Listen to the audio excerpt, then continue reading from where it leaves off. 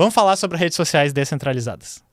Porque tem se falado muito na internet como redes sociais descentralizadas seriam a solução para diversos problemas que a gente tem hoje na internet. E a opinião que eu tenho no canal sobre esse tipo de plataforma, solução, ela é positiva, porém eu tenho muita resistência em apresentar ela como uma panaceia, uma solução para todos os problemas.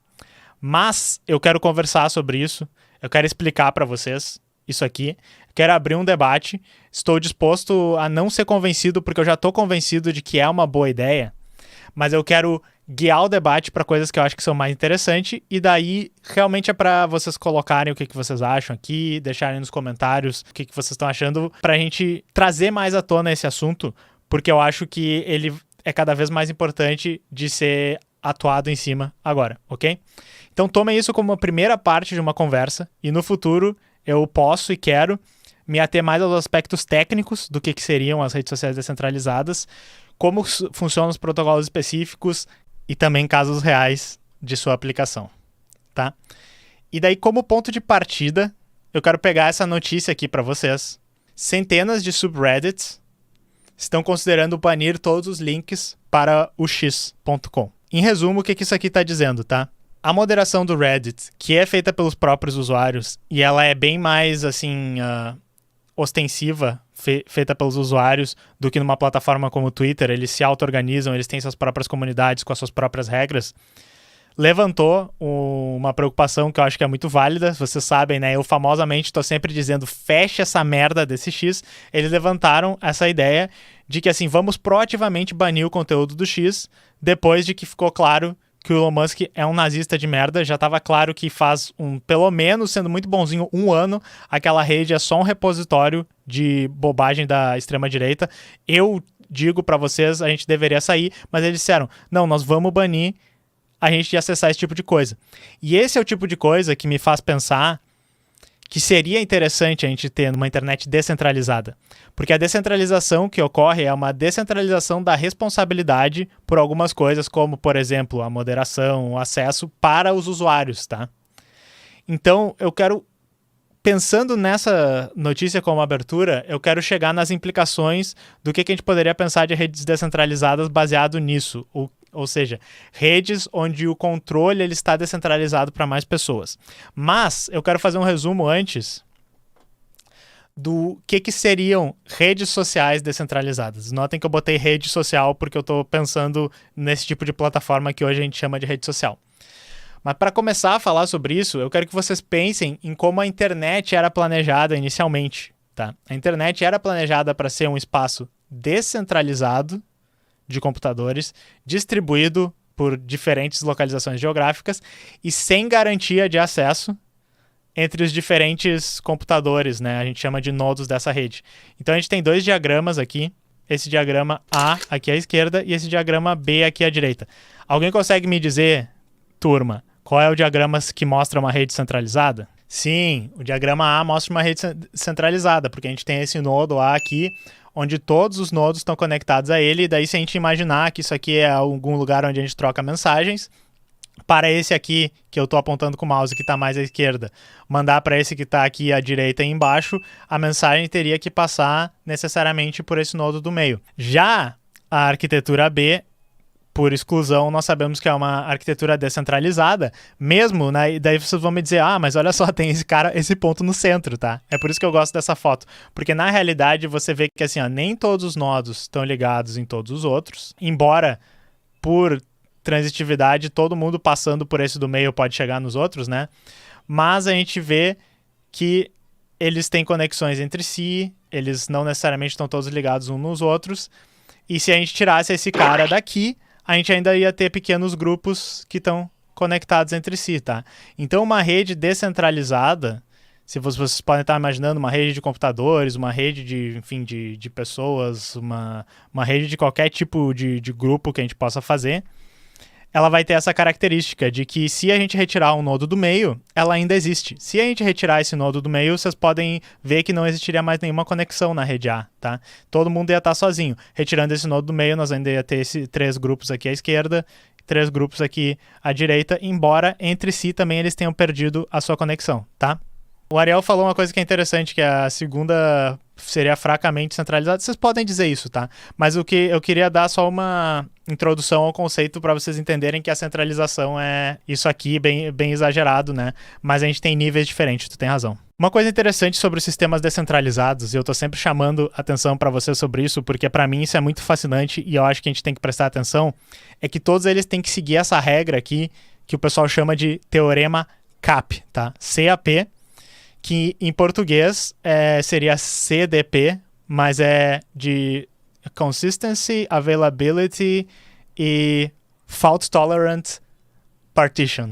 Então é consistência, disponibilidade e partição tolerante a falhas. O que isso quer dizer, tá?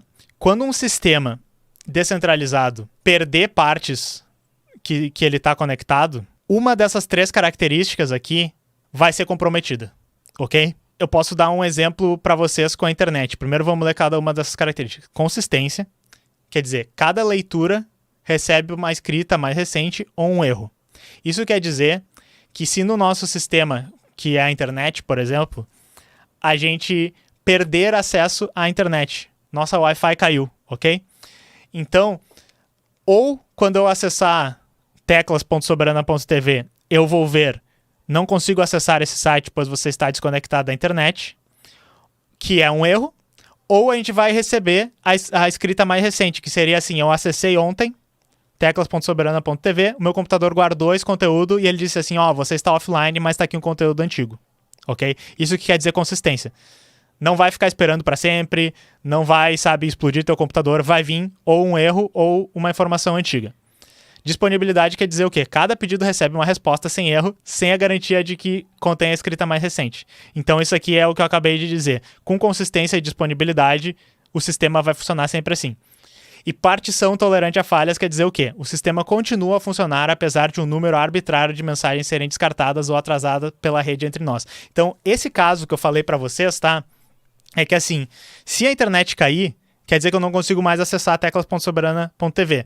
Então, se o meu sistema tiver consistência e disponibilidade, ele não tem partição tolerante a falhas, ou seja, ele não funciona quando ele foi cortado da internet, tá?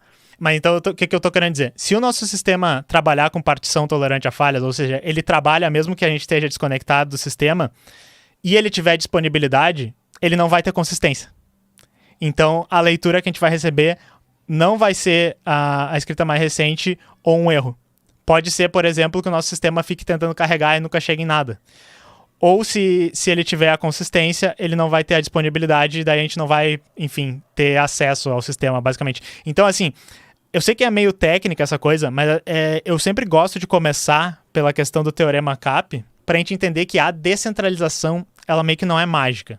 A gente está fazendo uma troca para ter essas características que são legais, que a gente vai pensar quais são as vantagens do sistema ser descentralizado, mas a gente vai trocar elas por outras.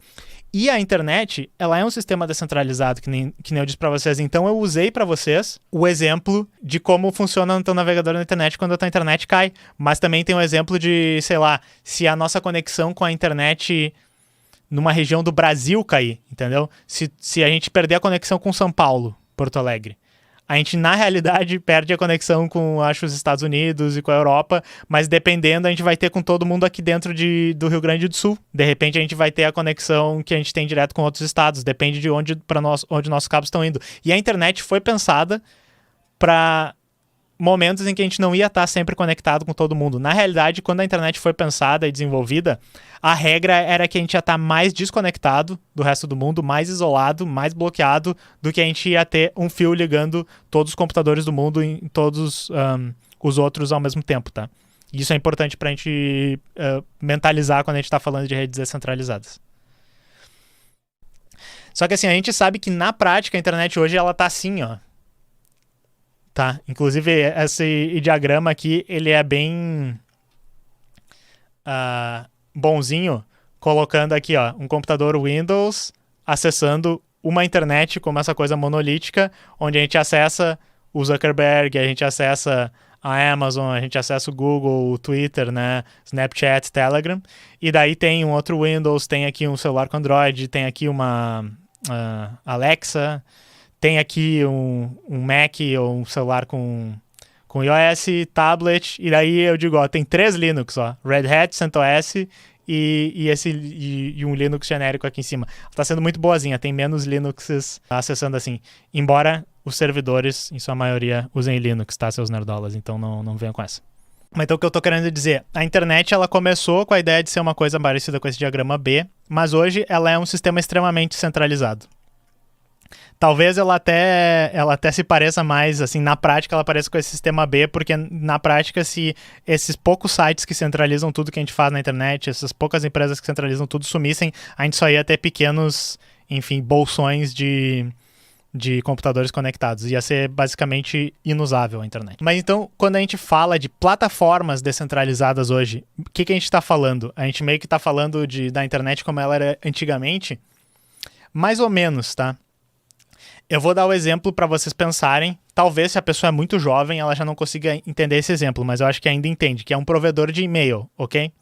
Dentro de um provedor de e-mail, cada usuário tem o seu endereço, e esse endereço ele está localizado num servidor específico. Eu não sei se vocês sabem que arroba é o @sign, e que é em, né? É um sinal de localização. Então, quando se diz arroba, era para dizer assim, né? Algum nome @gmail.com seria algum nome em gmail.com.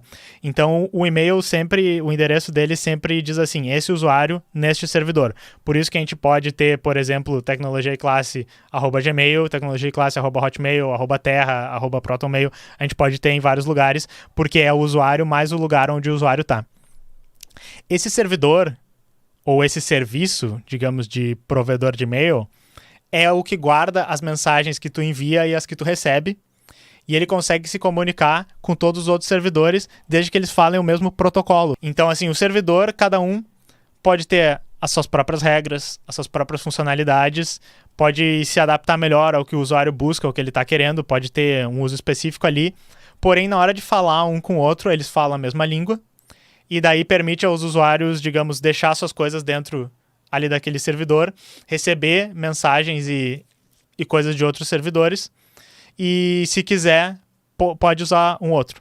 Esse é um conceito que ele estava muito mais presente no que a gente chama da Web 1.0, que é a primeira versão da internet, onde todo mundo tinha o seu site, onde todo mundo tinha o seu próprio serviço das coisas, e quando a gente fala todo mundo, era os poucos nerdolas e pessoas que tinham grana e capacidade técnica de acessar esse tipo de coisa, tá? Então, vamos ter cuidado um pouco com essa nostalgia do que a internet era há 30 anos atrás, porque, beleza, ela era idílica, bonita, fofinha, porém, muito pouca gente tinha acesso a isso. Mas a ideia seria traduzir esse tipo de maneira que funcionava, que eu expliquei para vocês que funciona o provedor de e-mail, para esse novo modelo que a gente chamou de Web 2.0, que é a maioria dos aplicativos são esse modelo de rede social, que é um lugar onde a gente entra, tem uma dinâmica específica ali, e daí quando tu tá lá dentro, o teu perfil, os teus dados estão lá dentro e as coisas não saem lá de dentro. E que nem eu disse, aos poucos, o modelo de negócios e o modelo, tudo na internet começou a trabalhar nesse modelo. O Facebook, ele não quer ter interoperabilidade com outras plataformas, ele meio que quer que tu fique lá o dia inteiro. Eles começaram a criar aquele negócio de puxar as imagens e o resumo dos sites, porque eles viram que se eles fizessem isso, a maioria das pessoas nem saía dos sites. O Google integra propagandas e os resumos em cima das buscas exatamente para que as pessoas nem precisem ir necessariamente para os sites e fiquem dentro do Google e vejam, né, as suas próprias propagandas ali em cima. O Twitter quer que tu fique lá por meio da dinâmica do algoritmo dele, de te viciar na questão dos likes, enfim. Então a ideia toda, quando se fala em redes descentralizadas, assim, mais no geral, é a gente pegar esse modelo de como era a Web 1.0, que é cada um tem o seu espacinho dentro de algum lugar, e esses lugares podem ter as suas próprias regras, suas próprias dinâmicas, e falar entre si, ok? Então, de novo, ao invés de eu ter a minha conta @lfzavac num site do Pássaro, eu posso ter lfzavac@sitedopássaro.com, tá? E eu posso ver e responder postagem de pessoas que estão no site da Borboleta, entendeu? Então a pessoa está no site da Borboleta, ela poderia ler as postagens que estão em site do Pássaro, por exemplo. Porém, cada site, né, vai ficar livre para adaptar suas próprias regras e funcionalidades desde que eles consigam conversar entre si, desde que eles falem o mesmo protocolo. O que cria um esquema que o pessoal acaba chamando de federação, para fazer literalmente a analogia para o que é uma federação politicamente, uma federação aqui no Brasil, né? Cada estado tem as suas próprias leis e daí meio que eles interagem entre si por meio do governo, né? Não é perfeita, assim, digamos, a analogia, mas por meio do governo federal tem algumas coisas que todos eles têm que fazer para poderem falar entre si, interagir entre si, mas dentro ali do estado existem questões mais locais, leis que só fazem sentido dentro de um estado, coisas que só se preocupa dentro dali. Então a ideia é essa, que tu tenha diferentes aplicativos, aplicações que são redes sociais e que elas possam ter suas próprias regras, suas próprias dinâmicas, mas que falem entre si. E esse conjunto de aplicativos que usa esse tipo de protocolos descentralizados, às vezes é chamado de Fediverso. Ou vocês vão ver, às vezes, Fedoverso, as pessoas chamando. A ideia também é que esses protocolos permitam, por exemplo, também a portabilidade dos dados, né? Tirar de um site, colocar no outro, bloquear um site para não ver as coisas de um site, esse tipo de coisa, ok? Reflexões iniciais do que eu quero conversar sobre isso, porque, que nem eu disse, a parte técnica, que também me interessa bastante, eu quero deixar para outro dia. Se vocês quiserem deixar nos comentários aqui, beleza. Eu queria fazer umas reflexões mais, assim, enfim, políticas, né? Vocês estão na live de política. Quais são as vantagens disso? A moderação e as regras do servidor podem ser mais próximos da comunidade que a ocupa, né? Que o ocupa, vamos falar, do servidor. Aí, a Yara tinha falado aqui nos comentários um tempo atrás, eu tinha pulado porque eu queria falar agora. Ela disse, mas e se for uma comunidade cheia de fascistas, por exemplo? Se for uma comunidade que só posta memes de discurso de ódio e ela mesma vai se moderar nesse sentido. Sim, ela mesma vai se moderar nesse sentido e isso é uma questão, eu sei que eu tô falando das vantagens, mas é uma questão que a gente colocaria nas desvantagens. Nós estamos colocando, digamos, na mão dos próprios usuários a possibilidade de criar esse tipo de comunidade. É o que eu quero trazer de reflexão para vocês para a gente conversar. A portabilidade, que nem eu disse, dos dados entre diferentes plataformas. Então, digamos que eu estou numa plataforma onde eu não estou gostando dos assuntos que as pessoas estão falando, eu estou achando que está indo para um lado que não é legal e tal, e daí eu posso chamar outras pessoas que eu gosto também de dizer, vamos sair, vamos ir para um outro lugar onde a discussão está um pouco melhor. Isso é uma possibilidade, uma vantagem. E também tem a possibilidade de evolução e adaptação das ferramentas para realidades e necessidades específicas. Então, talvez um site precise ter um monte de regras específicas, um monte de ferramentas específicas, e outro não vai precisar ter. Então, se a gente ficasse dependendo de, por exemplo, sei lá, o Twitter implementar algum tipo de coisa para uma comunidade específica, talvez eles nunca tivessem interesse em fazer isso, mas se fosse uma comunidade mais nichada que quer fazer esse tipo de coisa, ela poderia construir a sua própria comunidade. Isso aqui são as vantagens. Se vocês acham que tem mais vantagens que eu não coloquei aqui, comentem elas, deixem nos comentários. Desvantagens. Uma que eu sempre falo, e essa é a que mais pesa para mim, ok? Necessidade de manter essas plataformas. Porque assim, vocês já se perguntaram de por que a internet saiu desse modelo onde cada um tinha o seu próprio site, toda empresa tinha o seu próprio site, toda criador de conteúdo, todo artista mantinha o seu próprio site, para essa internet que a gente tem hoje, onde na realidade a gente cria uma rede social, onde a loja cria um perfil no Facebook, onde a loja cria um perfil no Instagram. Vocês meio que sabem essa resposta. É o dilema de fazer uma coisa artesanalmente e ela ser um pouco feia, ela ser um pouco ruim, ela talvez ter falha de segurança, versus fazer de uma maneira profissional.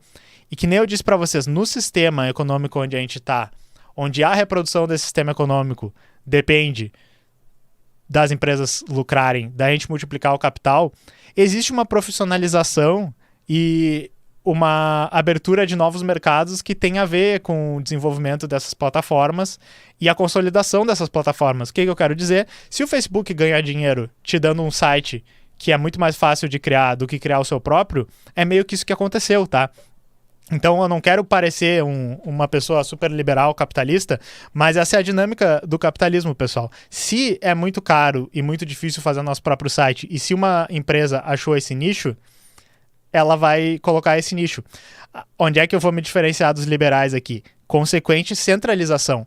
Porque se fosse uma questão só de competição, de quem está fazendo sites mais bonitos, quem está cobrando mais barato, vocês poderiam imaginar, não, mas vai ter vários pequenos desenvolvedores no Brasil que vão fazer sites, vender sites para pequenos negócios. Tem pessoas que têm esse modelo de negócio até hoje. Mas se você trabalha com isso, porque eu sei que o meu público deve ter pessoas que trabalham com isso, você deve estar vendo que as pessoas preferem abrir uma página no Facebook, abrir uma página no Insta, fazer as vendas pelo WhatsApp, que agora o WhatsApp tem até um menuzinho lá dentro, tem pagamento integrado, não sei se as pessoas usam, sabe? Agora que tem o Pix, facilita muito.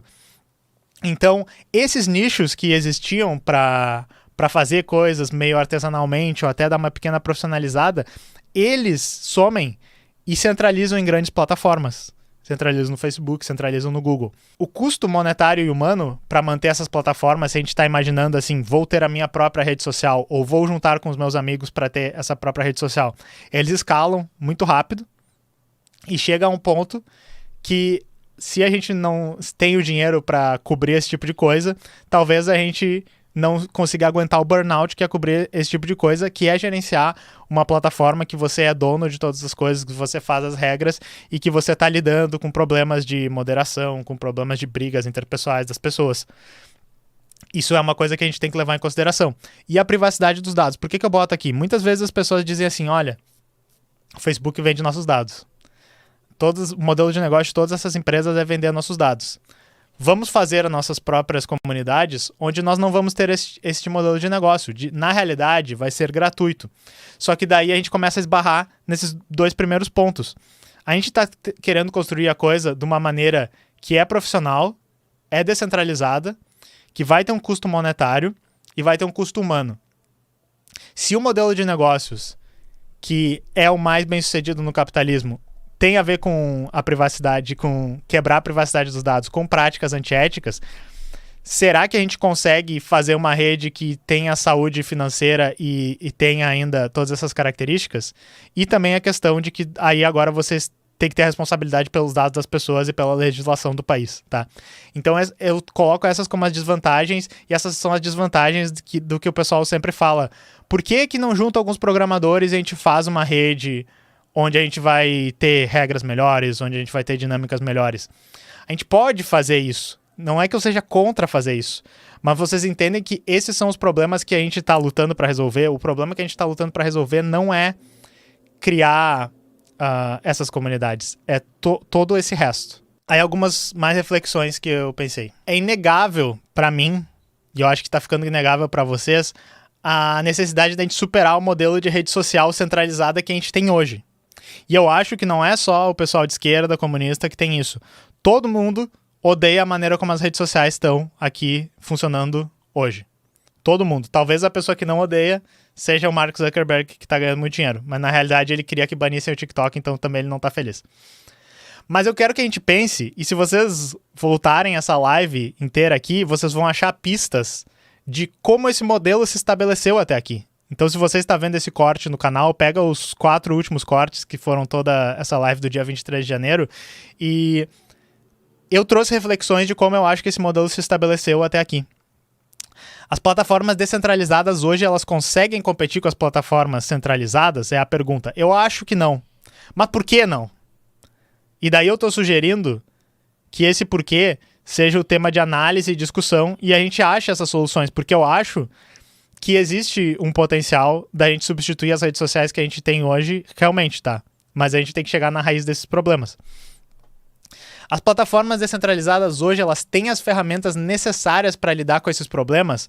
Eu já respondo que não, tá? Eu trouxe um vídeo aqui embaixo para vocês que eu recomendo muito, foi bem legal. Esse vídeo tem 5 anos, ok? Então, vocês vão ver que é uma loucura um assunto tão em voga 5 anos atrás.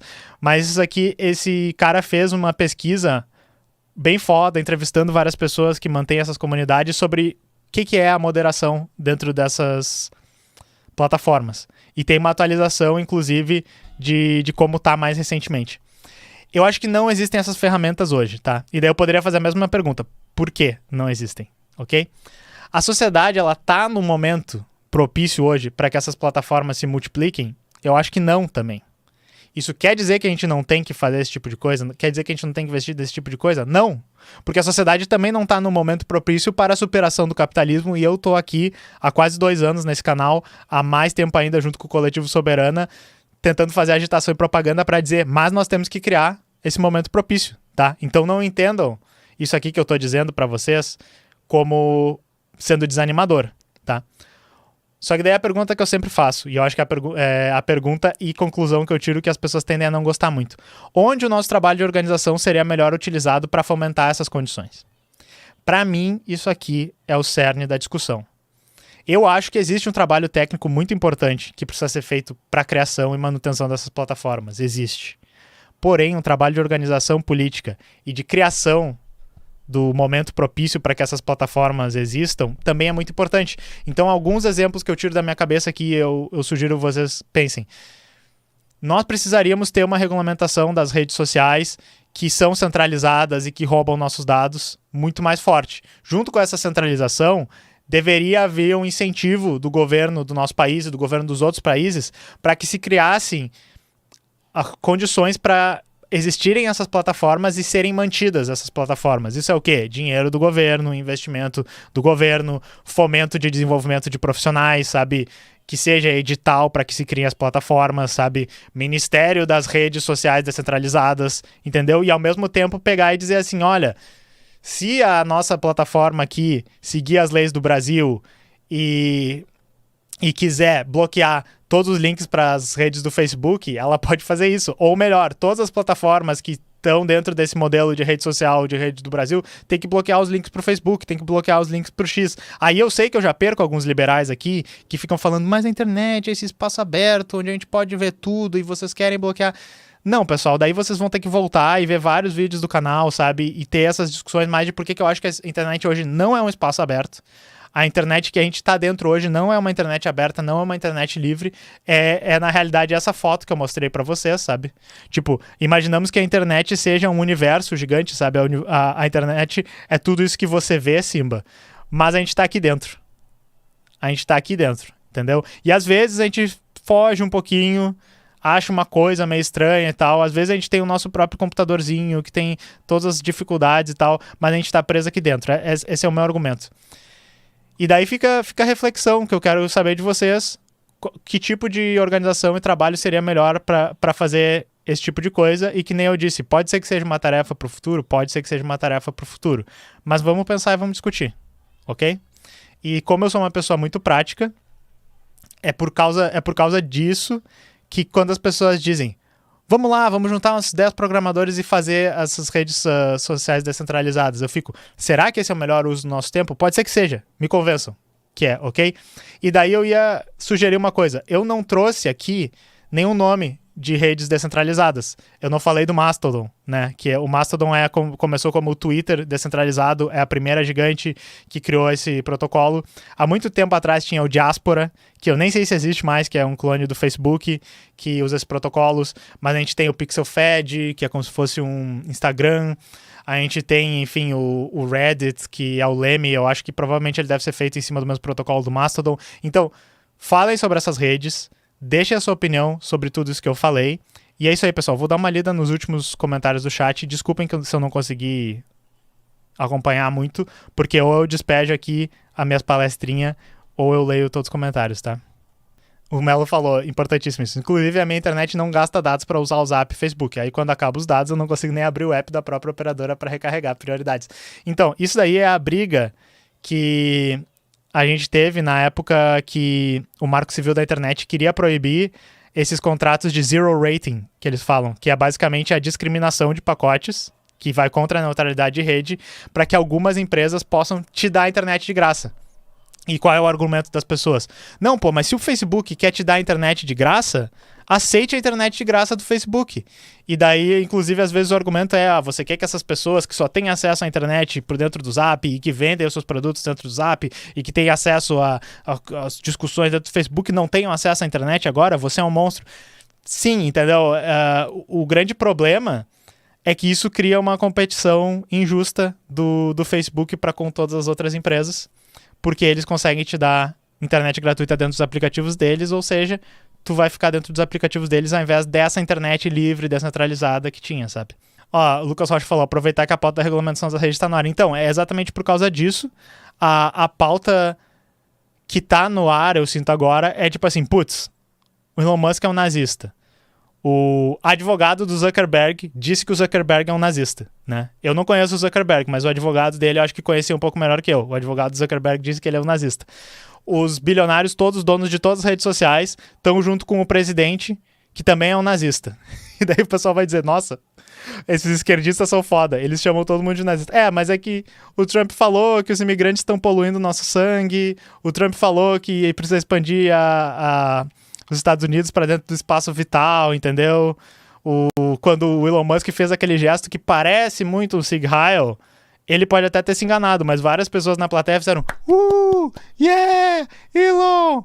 Entendeu? Aí teve pessoas que defenderam esse gesto. E eu cravo aqui pra vocês. Essas pessoas que defenderam esse gesto do Elon Musk, depois da Terceira Guerra Mundial, quando tiver o tribunal, que vão estar condenando todos os nazistas, essas pessoas vão estar sendo condenadas, tá? Se elas estiverem vivas ainda. Cravo aqui pra vocês. Mas enfim, a gente viu tudo isso e a gente disse, talvez fosse melhor não usar as redes sociais desses caras. Então eu trago essa discussão, não para dizer que não é possível, mas para dizer, vamos criar as condições para ser possível. O Reliquito falou, acho que redes descentralizadas têm muitos problemas, mas temos que fazer redes alternativas para nós sim.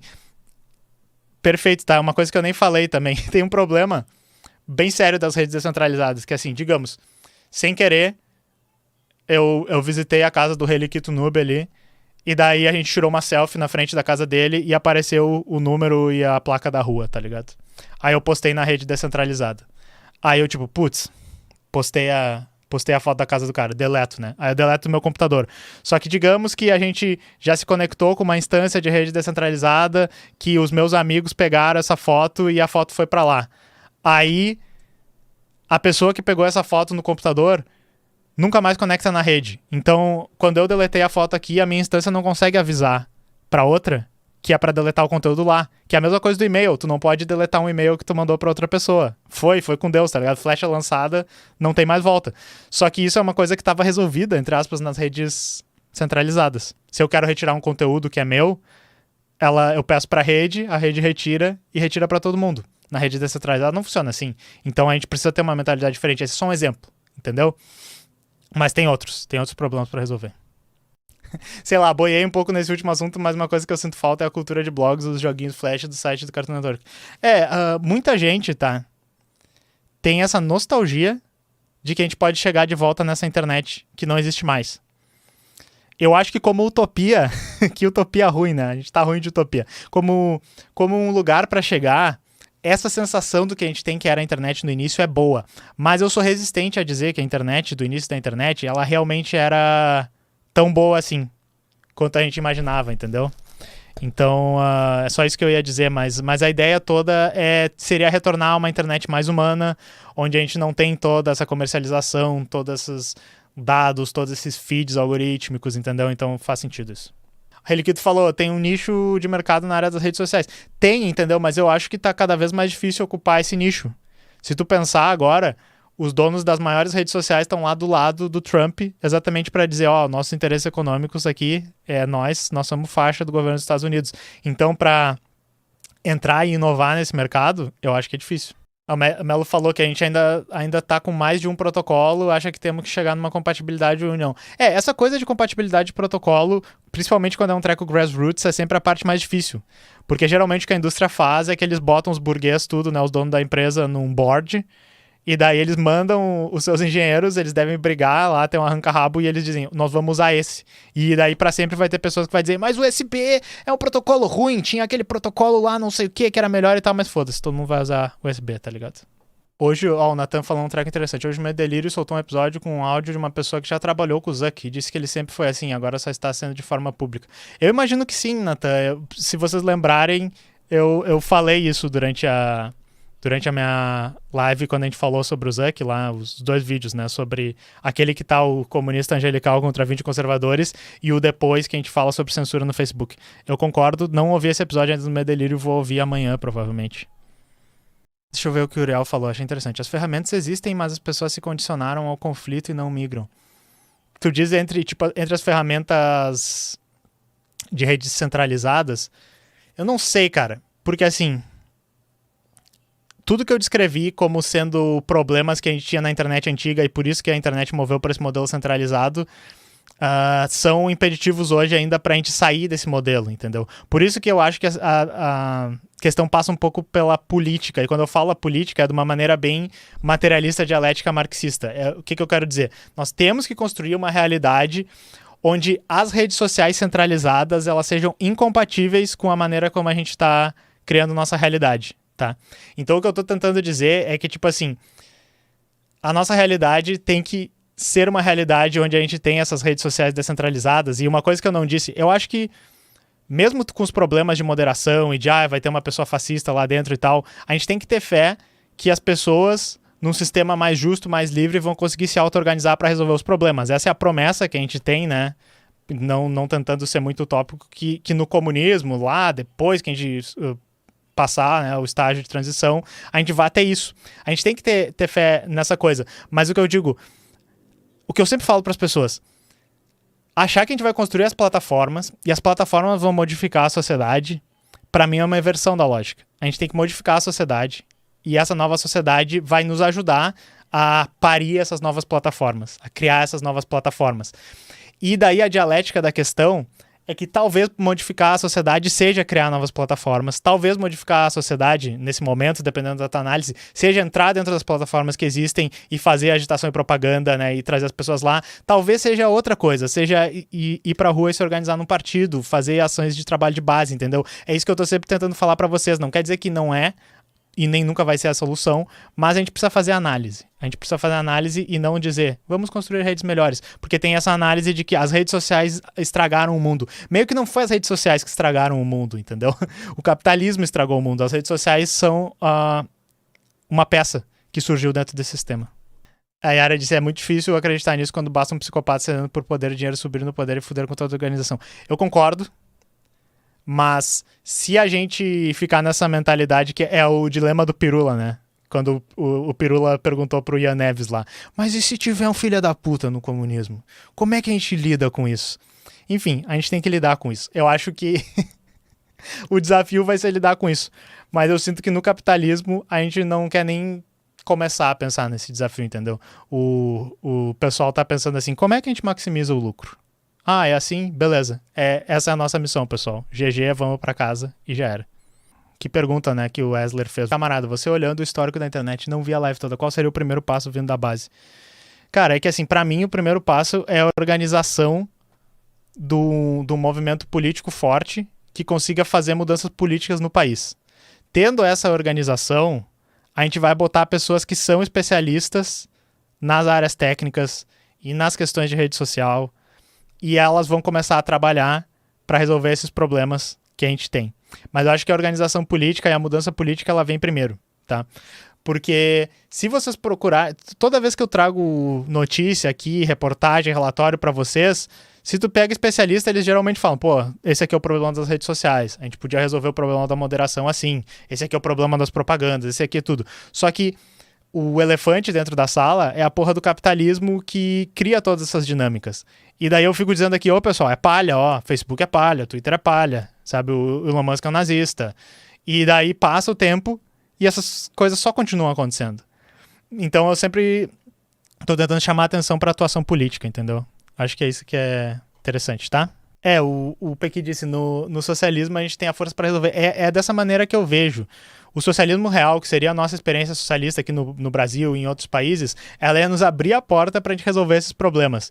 Então, na realidade, é tipo assim, revolução socialista, beleza, agora nós vamos trabalhar pro resto da nossa vida pra fazer essa porra do nosso país ser o país mais justo e melhor possível que a gente conseguir, e vai ter muitos problemas, vai ter muitos erros, mas é isso que a gente vai fazer todo dia, entendeu? Na realidade, a luta maior começa nesse momento, e eu nem sei quando é que vai ser esse momento, mas é isso que é importante. Acho que é isso que é importante a gente entender, com todas as contradições vai ser isso. Gostei do Wesley, a autocrítica precisa ser constante, junto com a crítica, a formação política, isso precisa ser uma cultura.